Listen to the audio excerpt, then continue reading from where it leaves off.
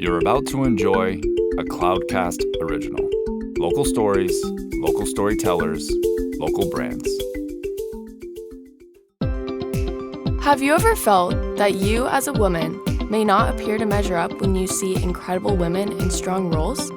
You may be surprised when hearing from women in these positions and how we all share many of the same challenges. Thank you for joining us for the CEO Leading In podcast with Rebecca Jones as we share the journeys of women. Hello, I'm Rebecca Jones, your host of CEO. We are on an exploration together to discover more about the personal journeys of incredible women in both career and life. We all have paths to share that sometimes take incredible turns, deep resilience, and courage to navigate. My hopes are that the challenges shared here encourage women to take leaps of faith and growth when a journey feels too difficult or unachievable. There is great strength deep within each one of us. These stories are meant to share the way strong women have taken their dreams to strive and thrive to new heights despite their sometimes rocky paths and found a way to lead in. Today we are here with Alisa Vialpando, President of Hunsaker Associates. So Alisa, how are you today? I'm great. Thank you. I am so excited to hear all about your journey and how you got to this job. Hunsaker Associates, it's pretty busy over there, aren't you? It's busy for sure. What does a normal day look like for you? I normally have a 7 a.m. meeting most days, and so I get into the office about 6:30, and then I will be in meetings or managing or looking at projects, talking with clients, and I usually leave around 7 o'clock. Right now, it's a busy time. We have quite a bit of work, but I'm a year and a half into the presidency of the company, so I'm doing a couple of different things, trying to transition out of some of them, but wanting to make sure that everything's taken care of. So I kind of take a lot on myself right now, but I think the strength of the company is essential. So the transition is a little bit busy right now. So what brought you into civil engineering? Why don't you tell us about that and exactly what your company does, because many of our listeners aren't really sure about that. So we are a civil engineering, land planning, and surveying company. We specialize in land development.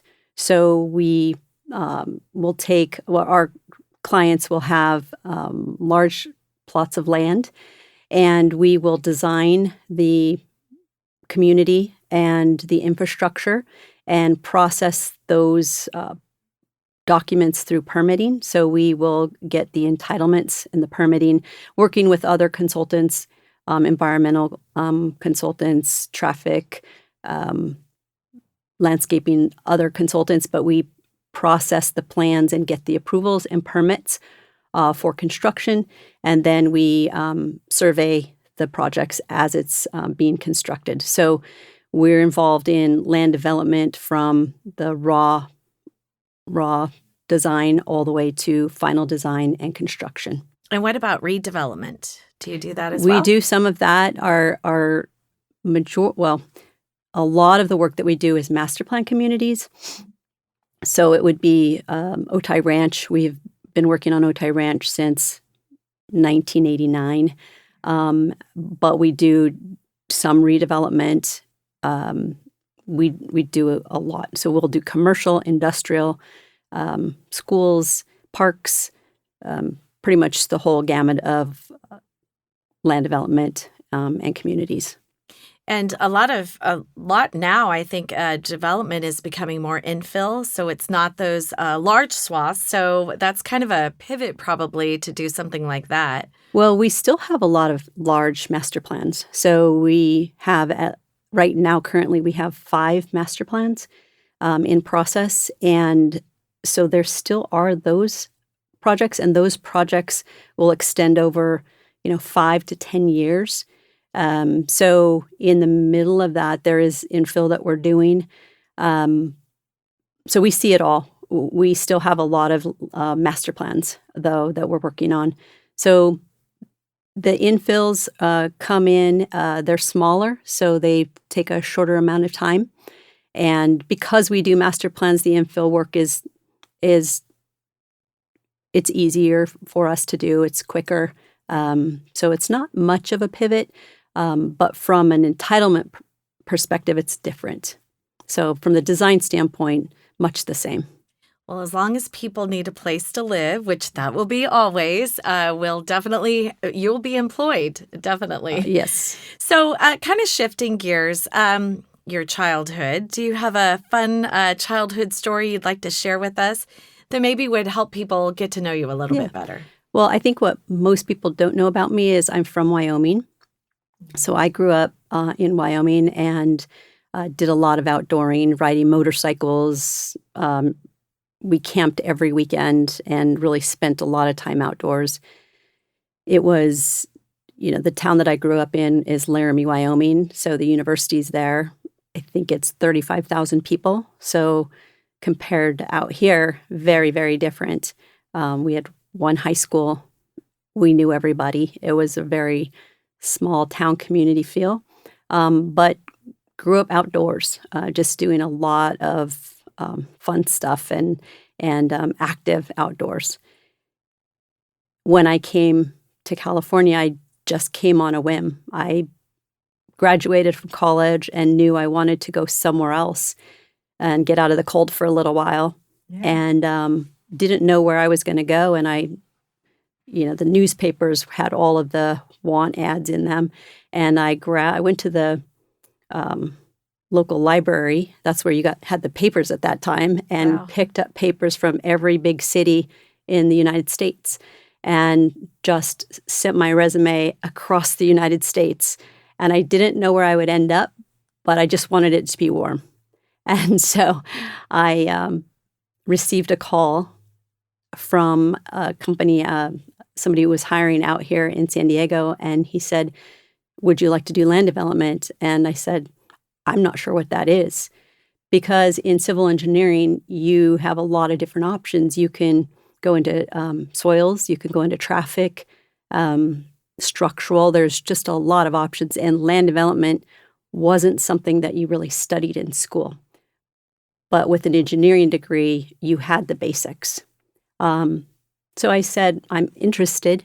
And it was in San Diego, and I had never been to San Diego before. So it was very a cool experience because it was October, it was snowing. He said, "Can you come out?" This was on a Tuesday. He said, "Can you come out on Thursday? I'll send you a ticket." I left the airport in a blizzard and I landed in San Diego, and I was literally looking around going, what is this place? And had an interview and got the job that day, and then moved out here a month later. So just kind of luck of the draw. That's a huge change. I'm just literally blown away right now listening to I packed up my car and oh my gosh. Decided that, this was, I didn't really have anything holding me back. I was just out of school and didn't know anybody here in San Diego. And he gave me some apartments to look at, to look for rent. And I did that and moved out here a month later. So I've been out here since 1989. Wow. Okay. So I can think of a word that I think describes you, but I want you to tell me what you think one word is that describes you. I was thinking about that. I don't know that there's one word. I'm definitely adventurous. I'm driven. I know that there are things out there that are unknown, but I'm all in for taking the risk and knowing that I'll work hard enough to make it. It's just something that I don't let anything hold me back. If there's an unknown, that's okay. I can make it through it. One step after another, and I'll make it through. So listening to your story about moving from Wyoming to San Diego, I'm thinking, Oh my gosh, I don't know if I could ever have done that. I mean, Wyoming's beautiful. I've been hiking in the Tetons. It's amazing. It's absolutely gorgeous. But you're right, San Diego's very different. But the one word that came to my mind was courageous, because that does take a lot of courage to say, you know what? I don't know anyone here. I'm just going to go follow an ad, which I think is amazing in itself. Follow the ad and then come to this new place and go into something that I don't, you definitely are qualified to do it, but something that I don't really know that much about, and I'm going to learn it.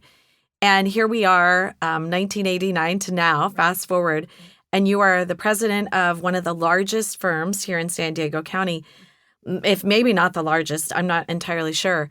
Like, you are amazing, totally amazing and courageous, might I add, on top of it. Thank you. So that is really, really awesome. So before 1989, what did you do before that? Did you have a career, or what were you doing? Well, I graduated college in 85, and what I had done until then was I had worked for the highway department, but I was designing highways. Okay. And when I was in college, I had to work my way through college, so I was working for the highway department while I was in college.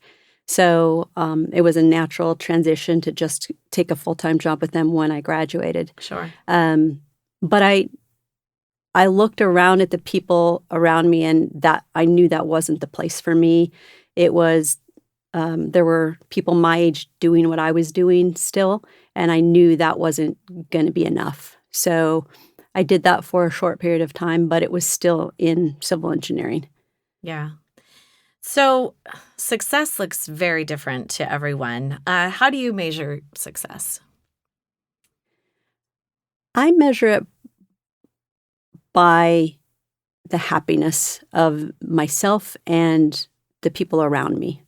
I have 2 adult children now, but each kind of season of my life, I've looked at where I am and wanted to make sure that we were all thriving and happy and that we were moving forward. So I think success, there's so many levels of success that I didn't have like one day I want to do this. I just knew in my mind there were steps to getting where I would be the most successful I could be.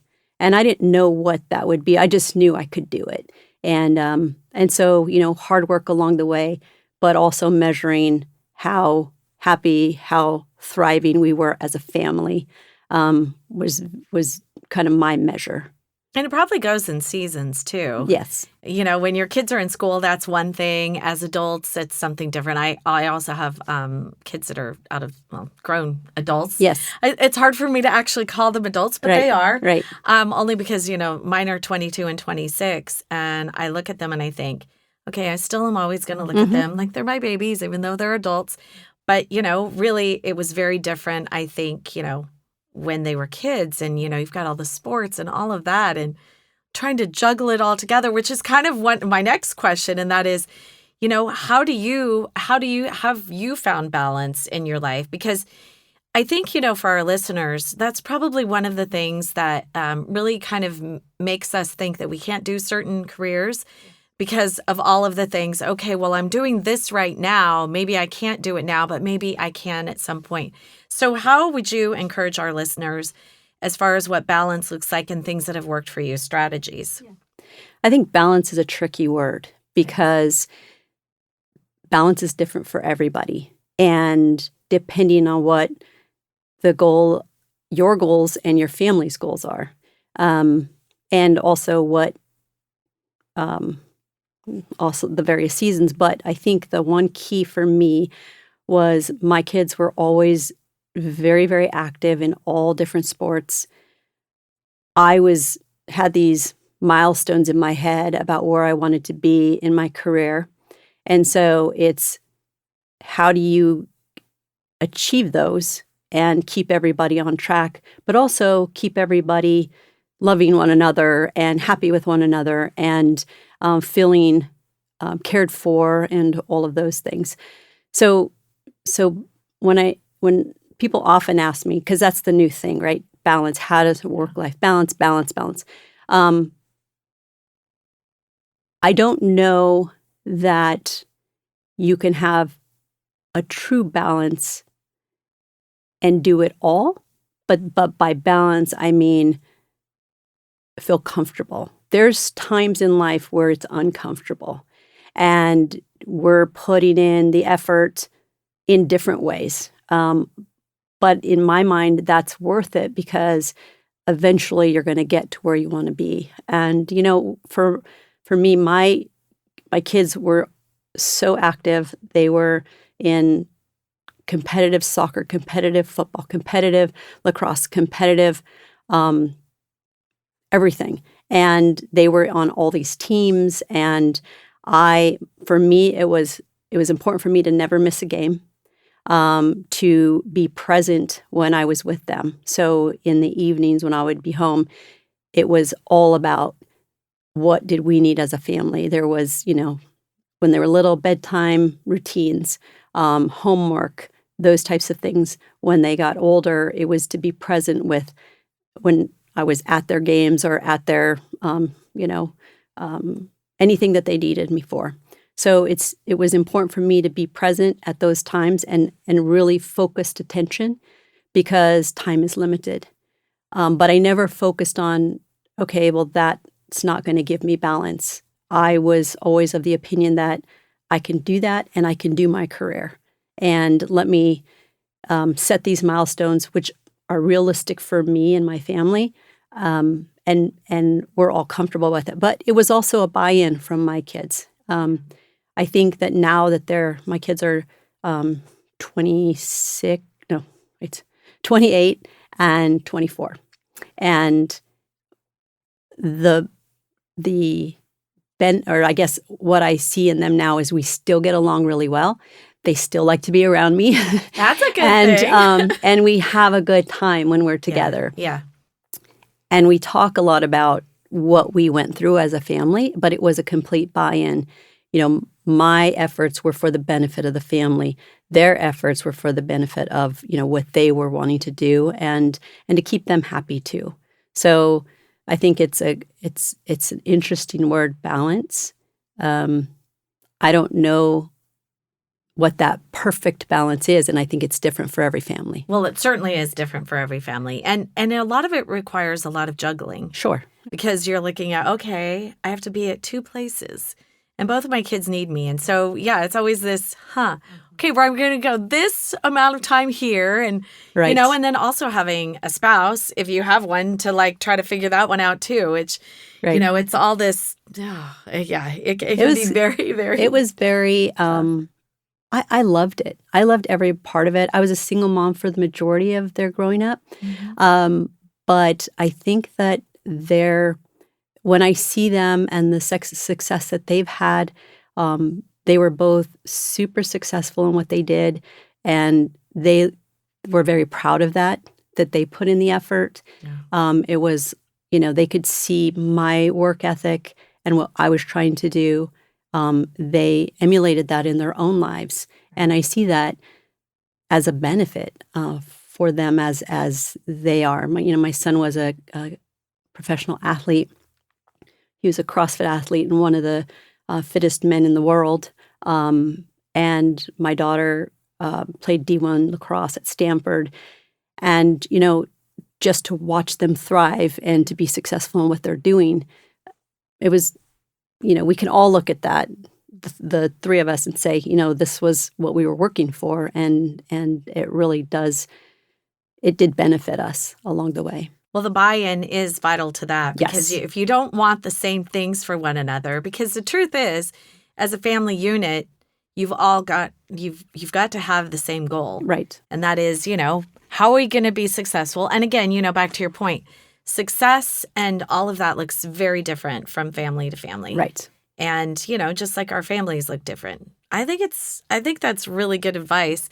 So, kind of also shifting gears, as a woman and a leader, what do you think one of the most significant barriers have been in your career? I don't know that I could pinpoint a barrier. I think that one of the things that has benefited me is that I don't I don't see things as barriers. If something has happened along the way in my career, I look at it as like, okay, this is a challenge, but I think everybody has challenges. And when I often get asked the question about, being in a woman in leadership, and I don't look at it like that. I look at it as being in leadership. So I know that every individual is different, and every individual brings different things to leadership. There's different ways that people manage. There's different ways that people lead, and whether it's male or female, it's just different. So I think that was just my growing up. My dad was very good about, and my mom too, about telling us, be the best you can be. Doesn't matter what you choose or who you are, male, female, just be the best that you can be. And that, in my mind, is I've always thought about that, is just be the best civil engineer that you can be the best leader that you can be. And whatever challenges come along the way, make sure you listen to those, because those are things, whether you agree with them or not, that are coming up.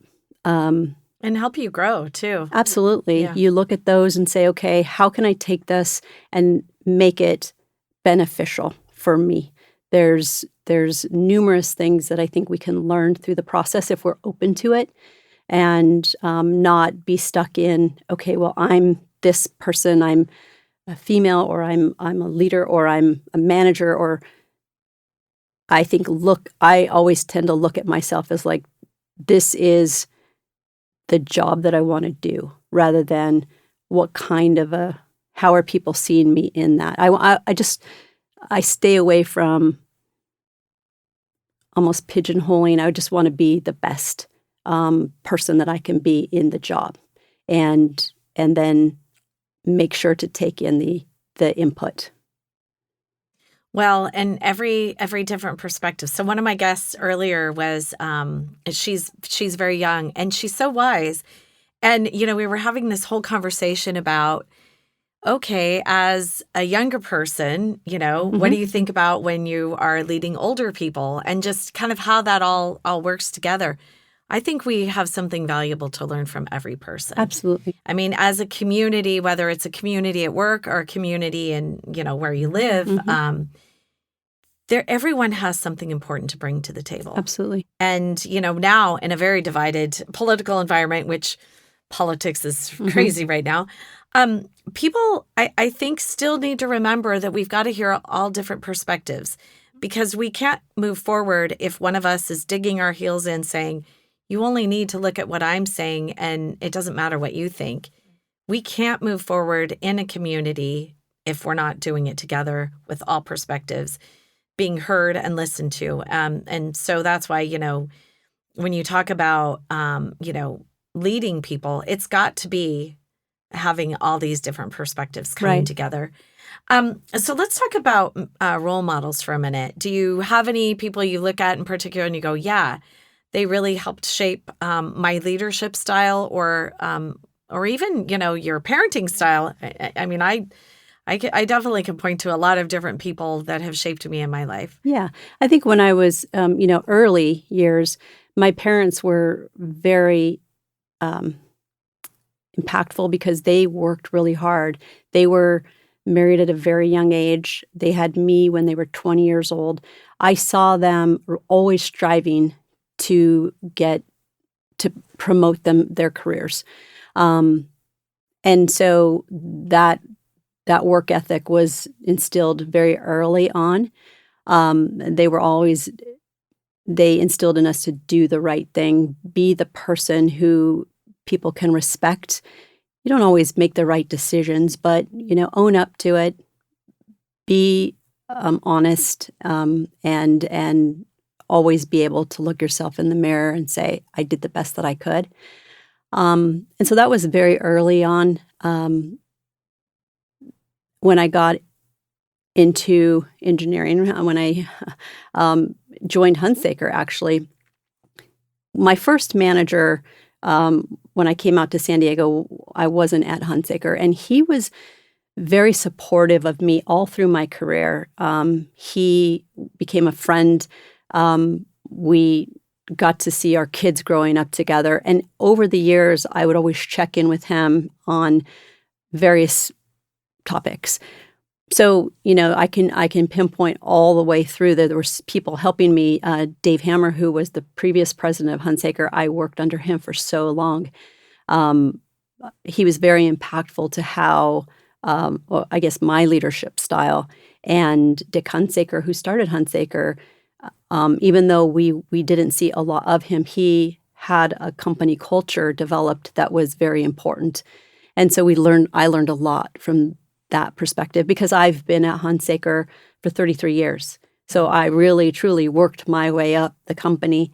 And when I started there, I remember a couple years in, Dave Hammer, I had a meeting with him and he said, you can do anything that you want here at this company. I really want you to stay because I think whatever you want to do, you can do. And that's pretty much for anybody there. And I didn't know if I believed it or not, but I was willing to take him up on it. And so, so many people helped me along the way. And I also really garner a lot of mentorship from my clients because I've been working there so long. A lot of us have grown up together. Yeah. And so we've known each other for 30 years. We get to see each other advance in our careers.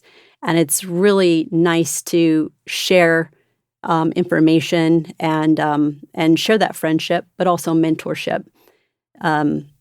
So I think that's really important. So I feel like I'm surrounded with a lot of really good, smart individuals who I can lean on whenever I need to or ask or share information. So it's been really supportive. That's great because it's true. You do have to have different perspectives and kind of growing up, as you mentioned, with even clients. That's really good to be able to bring all those voices together and, shape what you're thinking and all of that. So, thinking about lessons that you've learned, what are some lessons that you've learned that you'd like other women, whether they're young women or women that are trying to find their way and their path, to learn and apply in their lives? I think that when we're looking at careers, it's important to understand that it's going to take some work. Effort is always going to be involved if you are driven to make a difference and really advance. So effort is going to be required. Success is earned, and really enjoy the journey. I think that's one thing that maybe gets missed a little bit. If you're not enjoying yourself and really bought into what this is, then you're questioning, you're not really enjoying what you're doing. And even if you change career paths, I think it's important to enjoy what you're doing. Life's just so short that, if you're struggling, trying to get ahead, but you're not really enjoying what you're doing, I don't think it's worth it. I think you just need to be careful about putting forth effort in something you're not willing to stick with long term. And, during a pandemic, I think the whole life is short has become even more urgent for many people, and really taking an assessment and looking at all that you're doing. And you know what? Don't you think that doing a job that you love to do seems so much easier and less laborious than doing something that you really just are not into? Yes, I think that's the most important thing, is finding something that you're passionate about and that you really enjoy. Then it's not work. It's just life. And it's a way to be successful. It's a way to support your family. It's a way to, make life better. And I really feel like I fell into land development, but it pretty much was able to give me all the things that the creativity, the technical, it's very challenging, all the things that really motivate me are all wrapped up in one package. And I found a company that was very supportive in every season of my life. And I think that's really important. So, if you can find that place and that career that really motivates you and keeps you happy, I think that's the win-win. Alisa, you did not choose it. It chose Yes. you. It's pretty obvious from that first ad that you saw Right. that it definitely Yes. chose you. Yes. So, looking forward to the future, obviously you've been the president for just a couple of years at Hunsaker. What's next for you? Are you looking at growing the company, or what are your next steps? Yes. The focus for me over the next few years is we've been looking to expand our base in terms of what we do. So we've delved into more government work. We've expanded into some SDG&E and really diversify ourselves a little bit more, but also grow the company with our current clients, which we've had a really good year. So growing the company, that's the goal. And we have really great shareholders who are all very supportive and all willing to put forth the effort. So I'm excited about the growth. Very exciting. Well, I can't wait to watch you and see what you do. Thank you. Thank you so much, Alisa, for coming today and being part of this and really sharing the ways that you have gone through your career journey, and really, really excited really to watch you. Thank you. Well, thank you for having me. Thank you. Now that was powerful. We hope you've been lifted and encouraged by today's inspiring voice. Always remember that life doesn't look exactly the same for each one of us. Never stop dreaming, striving, and thriving. In future episodes, we look forward to bringing you powerful stories from amazing women who learned how to lead in to challenges. Thank you for listening and being part of our community with CEO host Rebecca Jones. You have been listening to a Cloudcast original. Local stories, local storytellers, local brands. Find more stories at cloudcast.us.